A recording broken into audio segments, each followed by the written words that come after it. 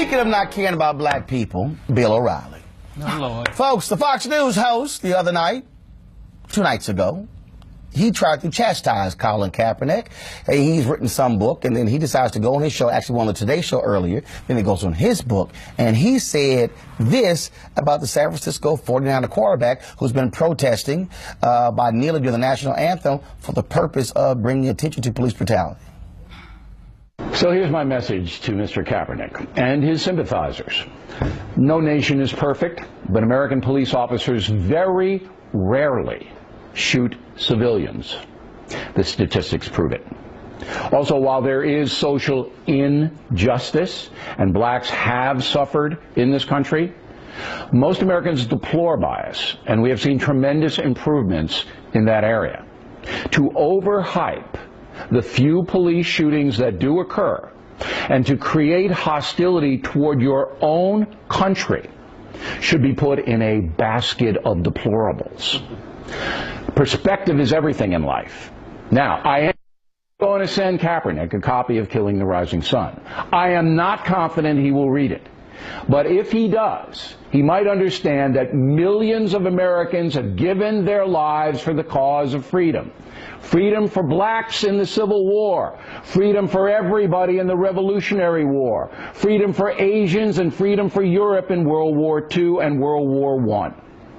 I do not respect Colin Kaepernick's actions. I think he is wrong in the extreme. And I think his frame of reference about his own country is scant. S-C-A-N-T. And I think that is stupid. S-T-U-P-I-D. Here's the reality. Did Bill O'Reilly just say that millions of Americans gave their lives for the freedom of black folks in the American Revolution?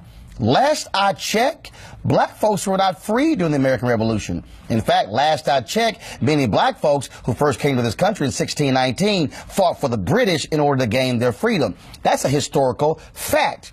Bill, what books are you reading? Because last I checked, 1776, America founded. Emancipation Proclamation did not come on until 1863.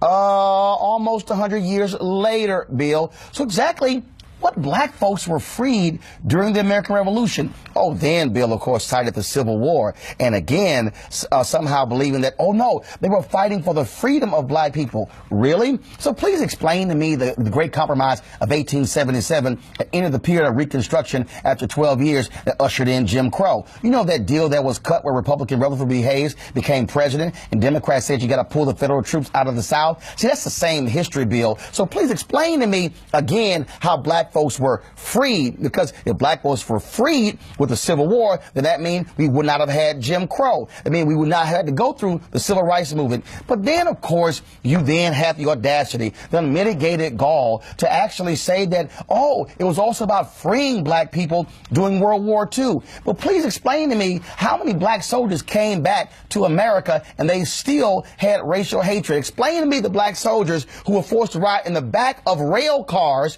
when the German POWs were allowed to ride in front of them because of racism in America. See, Bill, you want Colin Kaepernick to read your book about patriotism and real patriotism. No, Bill O'Reilly, the real patriotism is when you're black in America and you fought for a nation even though that nation did not fight for you. That's real patriotism. So imagine those African Americans who fought in the Civil War knowing full well they were not fully free. Imagine the African Americans who fought in World War I and World War II and in the Korean War and the Vietnam War, knowing full well that America was not willing to see them as free. That's actual history. So, Bill O'Reilly, damn your book. Colin Kaepernick should not read your book because your book is a joke when it comes to patriotism. So, Bill, I got some books for you to read because it's clearly what you have been reading is absolutely nonsensical.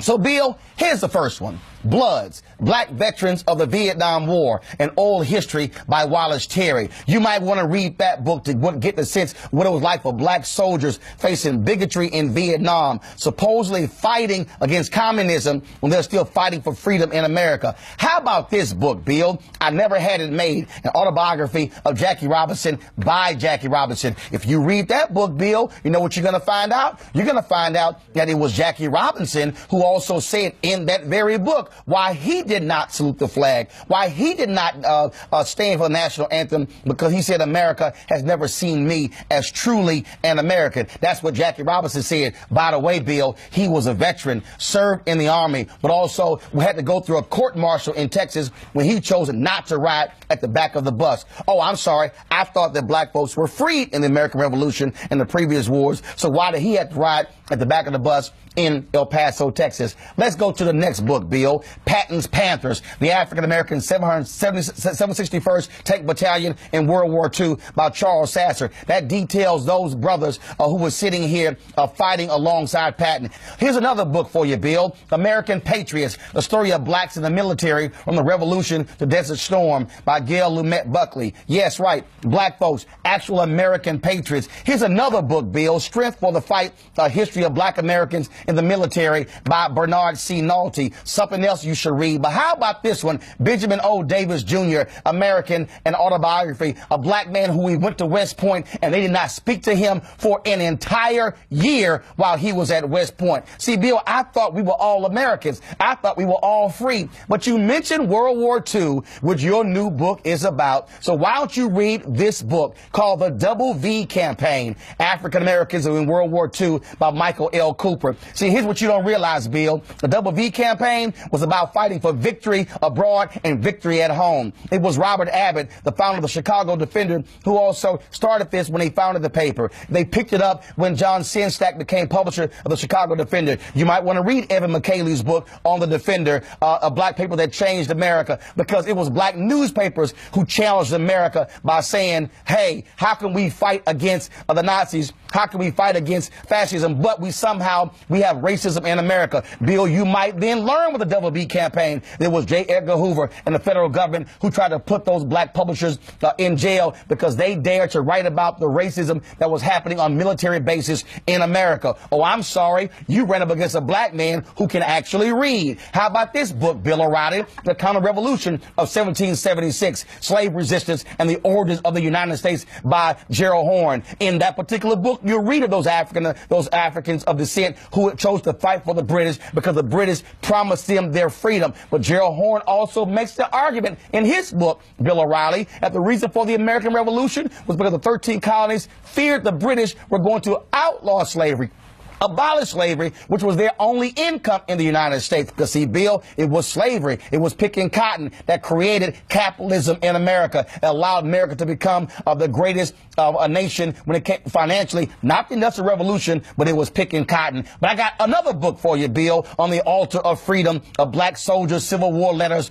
from the front by James Henry Gooding. See, that's another book. I got one more for you, Bill. Buffalo Soldiers, the Colored Regulars in the United States Army by T.G. Stewart. Also another book, Bill, The Marines of Montford Point, America's First Black Marines by Melton McLaurin. If you can read, Bill, they got an audio book so you can actually listen to them. You actually hear the stories of black soldiers talking about what was it like to have a uniform on, to have an American flag on their shoulder, but still face racism in the military. I dare say there has been no person who has been a true American patriot, been an African American who has been willing to fight for this nation when the nation would not fight for him and her. That, Bill, is American history. That's the history that Colin Kaepernick is talking about. And so if you want somebody to read your book, why don't you actually read what it's like to be a real patriot? So Colin Kaepernick, if he sends you your book, his book, throw it in the trash and then send him an Amazon gift card to go buy some other books so he can learn what it's like to be black in America, what it's learn how to fight for America, what it's learn to be when you're Medgar Evers and you fought for America, but you had to come back in your uniform.